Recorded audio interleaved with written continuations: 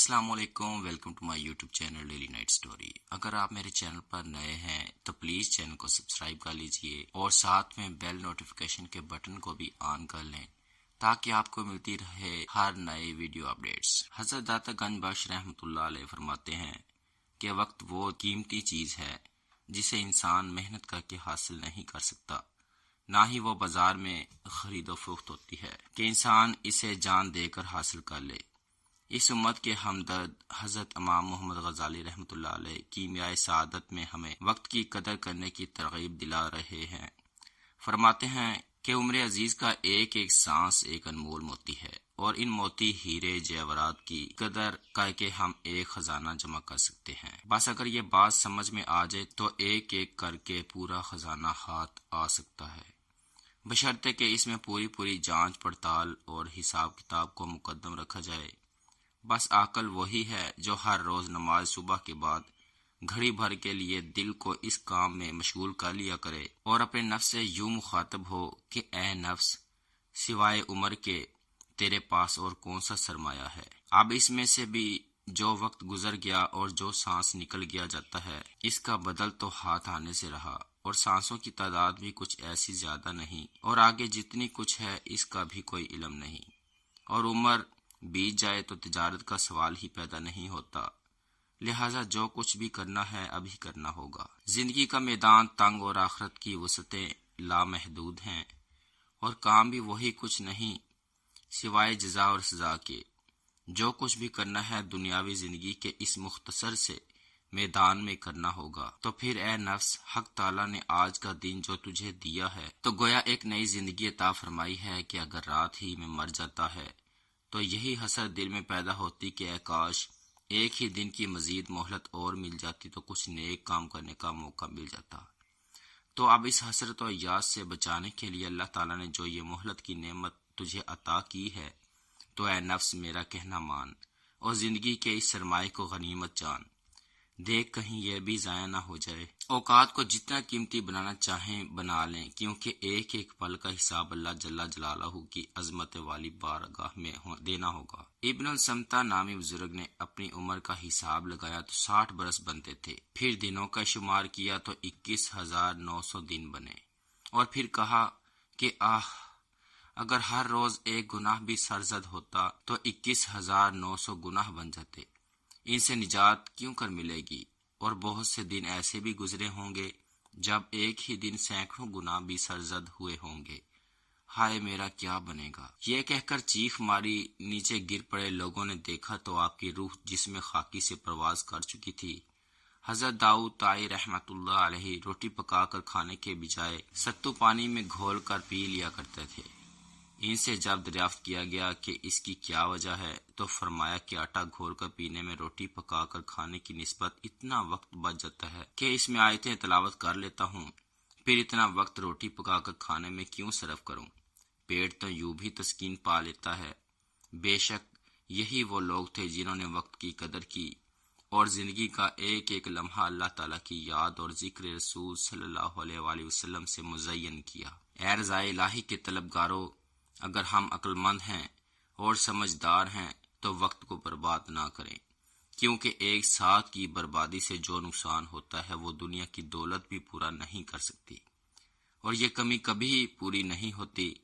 سچ کہا ہے کسی نے کہ وقت کو ضائع کر دینا ایک طرح کی خودکشی ہے۔ فرق صرف اتنا ہے کہ خودکشی انسان کو ہمیشہ کے لیے زندگی سے محروم کر دیتی ہے، اور وقت کا ضائع کرنا ایک محدود مدت تک انسان کو مردہ کر دیتا ہے۔ یہی دن، یہی گھنٹے، یہی منٹ، یہی ساعتیں جو غفلت اور یعنی گفتگو بے مقصد کاموں میں ہم گزار دیتے ہیں، اگر ہم حساب کریں تو زندگی میں ان کی مجموعی تعداد مہینوں بلکہ سالوں تک پہنچتی ہے۔ اگر کسی سے کہا جائے کہ تیری زندگی سے 5 سال کم کر دیے گئے ہیں تو اسے کتنا افسوس ہوگا، لیکن اے نادان انسان، تو غور تو کر، سوچ تو ذرا کہ روزانہ کتنے فضول کاموں میں، بیکار گفتگو میں بیکار بیٹھ کر تو اپنی زندگی کے کتنے مہینوں بلکہ کتنے سالوں کو ضائع کر رہا ہے۔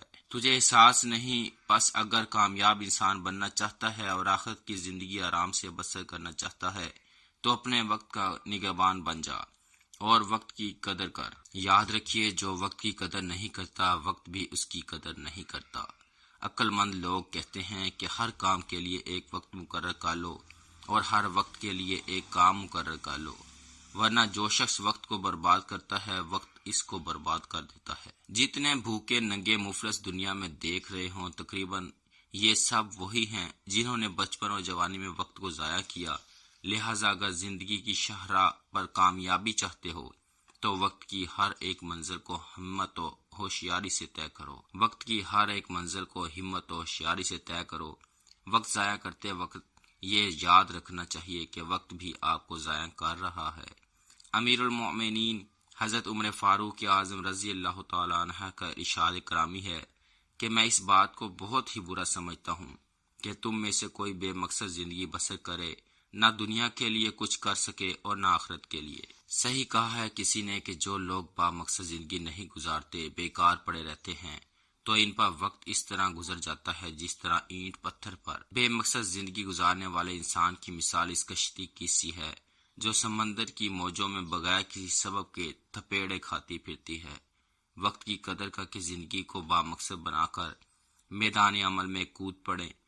وقت کو صحیح طرح گزارنے والے تھوڑی سی زندگی میں موجد بن گئے، فلاسفر بن گئے۔ فضول کاموں سے روزانہ 1 گھنٹہ بچا کر دین کی باتوں کو سیکھنے میں لگا کر ایک جاہل سے جاہل آدمی بھی 10 سال میں 1 درجے کا باخبر اور عالم و فاضل بن سکتا ہے۔ 1 گھنٹے میں ایک معمولی سمجھ بوجھ والا انسان ایک کتاب کے 20 بڑے صفحات اور اس حساب سے سال بھر میں تقریباً 7000 صفحات پڑھ سکتا ہے۔ الغرض 1 گھنٹہ روزانہ کی بدولت ایک حیوانی زندگی کارآمد اور مسرت بھری انسانی زندگی میں تبدیل ہو سکتی ہے۔ ایک دھوکہ جو انسان کو وقت ضائع کرنے میں مدد دیتا ہے وہ لفظ کل ہے۔ یاد رکھیے کل شیطان کا مقولہ ہے۔ داناؤں کے رجسٹروں میں کل کا لفظ کہیں نہیں ملتا، البتہ بیوقوفوں کی جنتری میں یہ لفظ بکثرت مل جاتا ہے۔ عقل مند اس لفظ کو قبول ہی نہیں کرتے۔ یہ تو بچوں کا بہلاوا ہے کہ فلاں کھلونا کل لے کر دیا جائے گا۔ یہ لفظ کل ایسے لوگوں کے استعمال میں آنے والی چیز ہے جو صبح سے شام تک خیالی پلاؤ پکاتے رہتے ہیں اور شام سے صبح تک خواب ہی خواب دیکھتے رہتے ہیں۔ کامیابی کی شاہراہ پر بے شمار اپاہج سسکتے ہوئے زبان حال سے کہہ رہے ہیں کہ ہم نے اپنی عمر کے قیمتی لمحات اور اوقات کل کے طاقوں میں کھو دیے اور اپنی قبر اپنے ہاتھوں سے کھو دی۔ ہم اس دھوکہ میں رہتے کہ یہ کام کل کر لیں گے۔ سمجھدار آدمی وہی ہے جو ہر کام کو اس کے اوقات میں کرے۔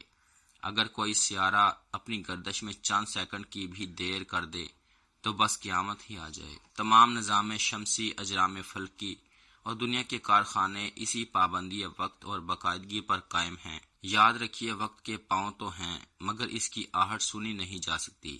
یہ جتنے چپکے سے آتا ہے اتنی خاموشی سے چلا جائے گا۔ تو ہمیں معلوم چلا کہ وقت کی قدر و قیمت بہت ہے، اس کی بہت اہمیت ہے۔ وقت کی حفاظت اور اس سے نفع حاصل کرنے کی ایک ہی صورت اور ایک ہی طریقہ ہے کہ زندگی کا کوئی مقصد بنا لو اور با مقصد زندگی گزارو۔ اب با مقصد زندگی کسے کہتے ہیں؟ ہماری سوچ ناقص ہے تو کیوں نہ اپنے رب عز و جل سے مقصد حیات سمجھ لیں کہ آپ مالک حقیقی ہم ایک با مقصد و کامیاب زندگی گزارنا چاہتے ہیں، تو ہی ہماری رہنمائی فرما کہ ہم اپنی زندگی کو گزارنے کے لیے کون سا بہتر نسخہ استعمال کریں۔ کیونکہ اگر انسان کے سامنے غرض و غائد ہو، مقصد کا یقین ہو، کوئی منزل ہو، تو وہ تھوڑے وقت میں محنت کر کے زیادہ کام کر سکتا ہے، اور ایسا ہی انسان کامیاب ہے۔ با مقصد زندگی گزارنے والا انسان حالات کے ہاتھوں نہیں کھیلتا بلکہ صحیح اور کامیاب زندگی گزارتا ہے۔ تو ہی ہماری رہنمائی فرما کے اپنی زندگی کو گزارنے کے لیے کون سا بہتر نسخہ استعمال کریں تاکہ مقصد حیات کو پا لیں۔ تو جب انسان کی تخلیق کا مقصد عبادت الہی ہے تو ہر مسلمان کو چاہیے کہ اپنی زندگی کا مقصد رضا الہی کو بنا لے اور اللہ عز و جل کی خوشنودی کو حاصل کرنا مقصد بنا لے، اور پھر اس عظیم مقصد کو حاصل کرنے میں ساری زندگی گزار دے۔ جنہوں نے وقت کی قدر کی اور رضا الہی کو مقصد بنایا اور مکین گنبد خضرا کے قدمین شریفین کو منزل بنا کر زندگی کے راستے پر بعمل طور سے چلے، تو کوئی داتا بن کر چمکا، تو کوئی مجدد الف ثانی بن کر نبی کریم صلی اللہ علیہ وآلہ وسلم کی سنتوں کو زندہ کرتا رہا، تو کوئی امام احمد رضا رحمت اللہ تعالی علیہ بن کر عشق رسول صلی اللہ علیہ وآلہ وسلم کی دولت تقسیم کرتا رہا۔ ان بزرگان دین نے وقت کی قدر کی تو وقت نے ان کی قدر کی۔ انہوں نے اپنی زندگی مقصد حیات کے مطابق ایک مشن کے تحت گزار دی اور زندگی کے ایک ایک لمحے کو مقصد کا تابع بنا کر رکھا۔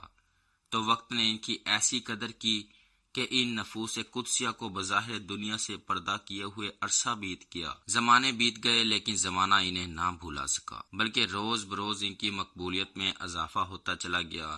مثال کے طور پر انہیں مقدس بزرگوں میں سے ایک نام اعلیٰ حضرت امام احمد رضا خان فاضل بریلوی رحمت اللہ تعالی علیہ کا ہے، جنہوں نے ایک بامقصد زندگی گزار دی۔ محققین نے ان کی پاکیزہ زندگی کا مطالعہ کیا تو پتہ چلا کہ تقریباً 1500 کتب آپ نے تحریر فرمائی، اور ہر تصنیف اپنی جگہ علم کا ذخیرہ ہے۔ بڑے بڑے علماء فضلاء کی عقلیں دنگ رہ گئی۔ علماء حرمین شریفین کتابیں پڑھ کر بے ساختہ پکار اٹھے کہ یہ تو علم لدنی ہے۔ آپ کی زندگی کے اوقات کا حساب لگایا گیا تو پتہ چلا کہ معمولات کے علاوہ روزانہ آپ نے تقریباً 56 صفحات تحریر فرمائے۔ آپ لوگوں سے ملاقات بھی کرتے تھے، گھر بار کی مصروفیات، بیوی بچوں کی دیکھ بھال، اولاد کی تربیت، درس و تدریس کی مصروفیات، لیکن چونکہ انہوں نے ایک بامقصد زندگی گزاری اور اللہ رب العزت کی طرف سے دی ہوئی عمر عزیز کا ایک ایک لمحہ قیمتی سمجھ کر قیمتی کاموں میں لگایا، وقت کی قدر کی، تو وقت نے بھی ان کو ضائع نہیں کیا۔ ساری زندگی حصول مقصد میں گزاری تو اللہ تعالیٰ نے ان کے اوقات زندگی میں برکت عطا فرما دی اور انہیں ایسی مقبولیت عطا فرمائی کہ پوری دنیا میں آپ کے عقیدت مند موجود ہیں، اور اہل عرش اور اہل فرش کے دلوں میں ان کی محبت و الفت جما دی۔ اگر ہم غور کریں تو یہ بات سامنے آئے گی کہ بظاہر اعلیٰ حضرت امام احمد رضا خان رحمۃ اللہ علیہ ہمارے رشتہ دار نہ تھے، ان سے ہمارا کوئی دنیاوی تعلق نہیں، لیکن اللہ عز و جل نے ان کی محبت ہمارے دلوں میں رچا بسا دی ہے کہ ہم اپنے بچوں کے نام برکت حاصل کرنے کے لیے ان کے نام پر رکھتے ہیں۔ اگر ان کی شان میں کوئی بے ادبی کرے یا گستاخی کا مرتکب ہوتا ہے تو ہم لوگ مرنے مارنے کے لیے تیار ہو جاتے ہیں۔